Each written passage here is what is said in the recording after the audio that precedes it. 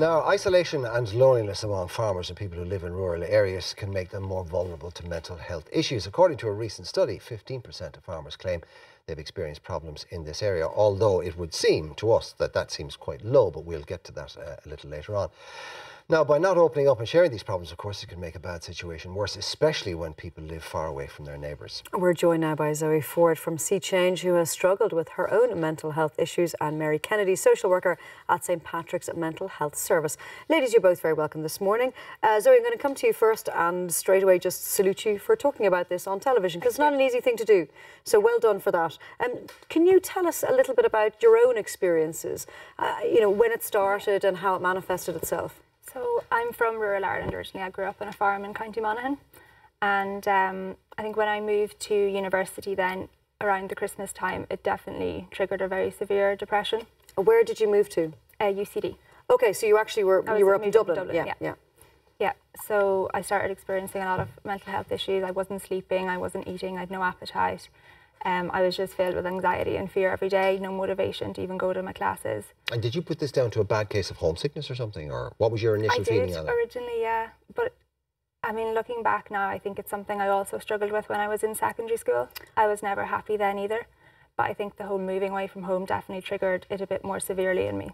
And how long were you suffering, and what you've talked about are classic, you know, symptoms of depression. How long were you suffering with those before you told somebody or felt you could talk to somebody about it? About 3 months or 4 months. Okay. I remember I did tell 1 or 2 people originally, but I probably never relayed how serious it was, and they kind of dismissed it as well. Who did you tell initially? Some people that I'd met in Dublin. And would you just like casually go, oh, you know, I'm feeling a bit down? Yeah, I kind of thought, well, maybe I have depression. I mentioned it, and someone said, no, it can't be that. Well, someone dismissed it straight away? Yeah. Okay, gosh. Now, the colleges tend to have very good programmes. They tend to have very good sentinel programmes in terms of the students. So the minute you felt this, and even if it was dismissed by people in your circle, did you use the college services or did you use outside services? I used the college services. Okay. And did they get it almost immediately? They did. They did, absolutely. I was just in, I visited the GP, and straight away they were like, okay, well, it looks like you may be suffering from depression. They got me into counselling, everything like that, straight away. And were you utterly relieved, or were you even more worried?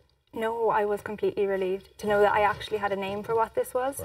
Because for so long I had thought this was just part of me, that I was just someone who was unhappy, that I couldn't experience positivity or happiness, and to have a definition for it, to know that, oh, actually what I have is an illness, it was such a relief. Did you then tell your mum and dad? Did you tell other people? You did? Was that difficult?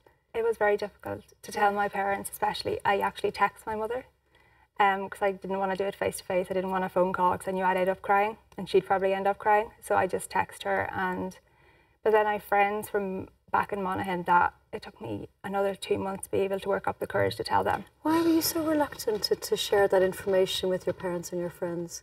For me, mental health wasn't something I was aware of in Monaghan. You know, in rural Ireland, it's not something that was ever discussed. Like when I went to university, there were campaigns around mental health. It was something that was out there. It was something that was well known. But in Monaghan, I'd never heard of it. Like, if I had been more aware, maybe I would have recognised the symptoms in myself when I was younger. This is not a criticism of you, but did you actually find that when you went and spoke to your parents, that you completely underestimated how understanding and how supportive they were going to be and were? And my friends as well. I just absolutely thought that they weren't going to be. It was this fear as my own stigma that I couldn't tell them, and when I did, their reaction just amazed me. And have they now has it broadened their minds as well? I mean, if mental health was something that within your world nobody discussed, and I mean, I find it amazing for a young girl growing up in modern Ireland that you weren't aware of it, and that's kind of worrying, that it wasn't something you were aware of and you hadn't received any education about it. Have your parents and friends also been educated because of what you've been through? Oh, definitely. Do you know, like, we discuss it a lot more at home as well, and it's something, especially my father is a farmer, and it's something that's he's more aware of in his community as well. That it's something farmers are discussing, you know, it's in their newspapers, they're getting leaflets, you know, everything like that. It's something that... Well, that's good news, that's progress, yeah. Actually, can we bring Mary in here? I mean, if somebody like Zoe, and given all the information and all the knowledge and awareness campaigns that are aimed at young people, if somebody like Zoe can be, I won't say isolated, but are as unaware as she was, how deep is the problem then when you get to middle-aged and, say, single and elderly people living in rural areas? I mean, we saw a figure of 15% there, which I think we all agreed seems incredibly low.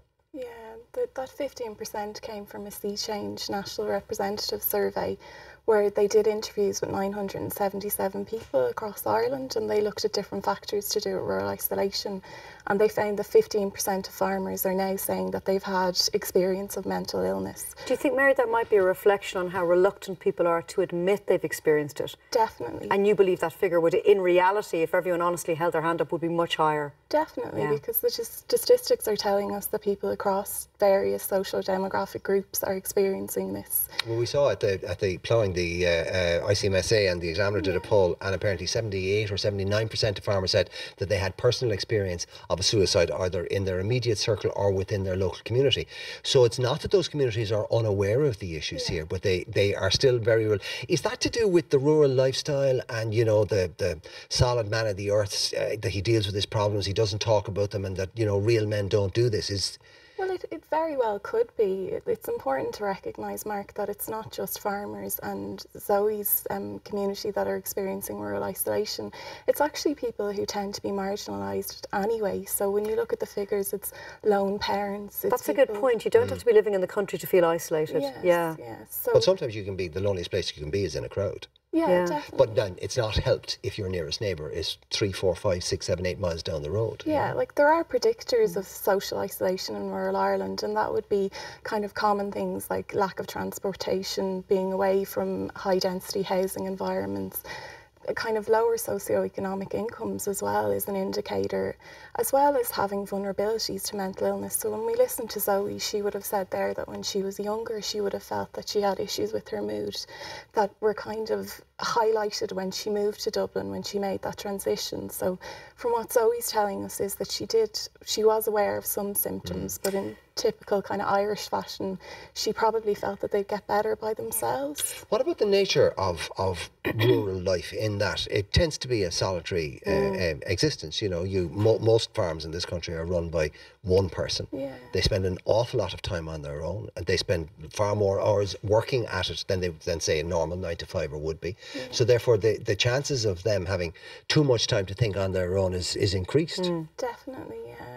There's also the issue of self-medication as well. When people start to feel a dip in mood, they may turn to alcohol, which becomes an issue then across the various groups. So it's not just farmers and young people, it can be across the sector. Are the services necessary to support those with mental health issues in rural Ireland? I mean, say there's a farmer watching right now who's going, you know what, that's me, I'm feeling depressed, and where do I go? Where do they go? There's a lot of help out there. It's very interesting actually and appropriate. The Monaghan Integrated Development did a study on rural isolation in Monaghan, and they looked at 100 people, and they found that 7 out of that 100 people did not have anyone to call in an emergency, which is very concerning and thought-provoking, isn't it? It's that sense of community. It's minding your neighbours and looking out for each other has a big impact as well, doesn't it? We're going to leave the last word to you, because sadly there's probably an awful lot of people in your age group, in your peer group, who feel like you. As a bit of advice to them, first port of call, what would you advise them to do, or where would you advise them to go? To definitely ask for help. You know, the thing is that you stigmatise yourself when you don't. You fear other people's reactions, and you can't predict how they're going to react. But there is help out there, and there are great services out there. And of course, the people who love you most and the people closest to you are the people who are most likely to help and be most interested in helping. And Sea Change do great work, don't they? They do. Thank you both very much indeed. Can I mention the St Patrick's information and support Please line? do. On 01249 3333, we offer support to the general public about mental illness. We will indeed. Thank you, Mary, and thank you, Zoe. Now we're going to take a quick break, but there's lots more to come here on Ireland AM, so stay tuned. We'll see you in a few minutes.